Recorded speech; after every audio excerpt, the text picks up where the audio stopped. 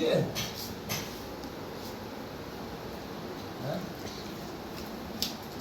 ମା ମା ଆସିଲା କଣ କହିବି ମୋର କଣ ଅଛି ଆଉ ଥରେ କୁକୁର ବିଲେଇ ହବା ନାଇଁ ତ କୁକୁର ବିଲେଇ ନାଇଁ ତ ଭୂତ ହବାର ନାଇଁ ତ ପ୍ରେତ ହବାର ନାଇଁ ତ ଆଉ କୋଉଠି ରହିବି ମତେ କୋଉଠି ନେଇ ଫକଡ଼ୁ କହ ମୁଁ ତ ଆଗରୁ ଜାଗାଟା କହିଥିଲି ମୋ ପାଖରେ ତୋ ପାଖରେ କଣ ହେଇ ରହି ମୋ ଦାସ ହେଇ ରହିବୁ ବଞ୍ଚି ଥାଉ ଥାଉ ମାଲ ଦାସ ହେଇ ରହିଲି ମଲା ପରେ ବି ଦାସ କିଏ କରିବୁ ବୋଲି ଭାବିଲୁ ଭାବିଥିଲି ସିଧାଶ୍ରମ ଯିବି ଆସିବି କହିଦେଲୁ ଦାସ ବହି ପାଖରେ ରହିବୁ ତାହେଲେ ସିଧାଶ୍ରମ ଛାଡ଼ିବୁନି କଥା ମୋ ପାଖରୁ ଆଉ କୁଆଡ଼େ ଛାଡେ ସିଧାଶ୍ରମ ଯିବିନି ଆଉ ମୋ ପାଖରୁ ଆଉ କୁଆଡ଼େ ଯାଇପାରିବି ସିଧାଶ୍ରମ ଯାଇକି ଆସିବିନି ଯିବୁ ବୁଲିକି ଆସିବୁ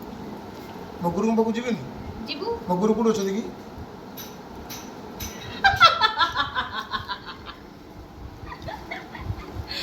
ମୋ ଗୁରୁ କୋଉଠି ଅଛନ୍ତି ମୋ ଗୁରୁ ଏବେ କୋଉଠି ହିମାଳୟ ପାହାଡ଼ କୋଉଠି ରହୁଛନ୍ତି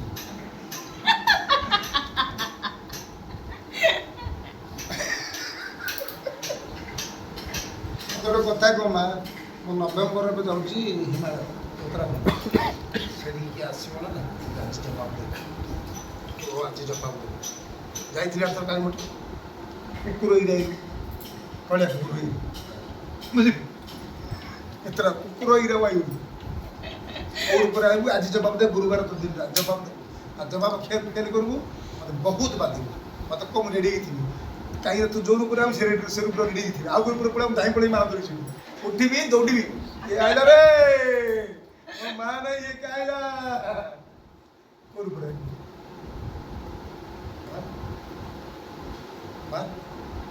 କୋଉ ଉପରେ କୁହ କୋଉ ଉପରେ ଆଇବୁ ବୁଢ଼ୀ ରୂପରେ ଆସିବି ଉତ୍ତରାଖଣ୍ଡରେ ହଁ ପକ୍କା ପକ୍କା କହ ମୋର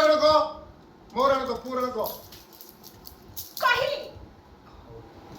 କୋଉଠି ରୂପାଇ ଶକ୍ତି ଦେଇଛି ମୋତେ ଖାଲିରେ ଏଇଠି ମୁଢ଼ି ଖାଇ ପଳଉନି ହଁ ସେଠି ଆଇରେ କହିବୁନି ଏରେ ପୁଅ ବୁଢ଼ୀ ତ ଟିକେ ଖାଇବିନି ପାକୁଡ଼ା ପାଟିରେ ନା ତୁ ପାଖି ପାଟିରେ ଦାନ୍ତ ନଥିବ ଆଉ ମୁଢ଼ି କୋଉଠୁ ଆଣି ସେ ନଦୀରେ ମୁଁ ତେଣୁ ଶକ୍ତି ତୁ ଦେଇକି ଯିବୁ ହେଲା ଆଉ ମା କେତେ ଦିନ ପରେ ତୁ ଆଇବୁ ମାନେ ମୋ ଖୁସିର ମୋ ଖୁସିରେ ଜାଣିପାରୁନି ମୁଁ ଆଣିଦେଲୁ ନ ମାରିଦେଲୁ ନା ମୋ ମୁଣ୍ଡ ପୁରା ଫଟେଇ ଦେଲୁ ଏ ଚୁଟିଆ ଖାଲି ସମସ୍ତେ କହିଲେ ହାତ ଉଠେ ଘଣ୍ଟ ବଜା ଦିନ ଦେଢ଼ ଧର ଘଣ୍ଟା ବଜା ଧର ବଜା ପ୍ରଭୁ ମାତା ଶିବ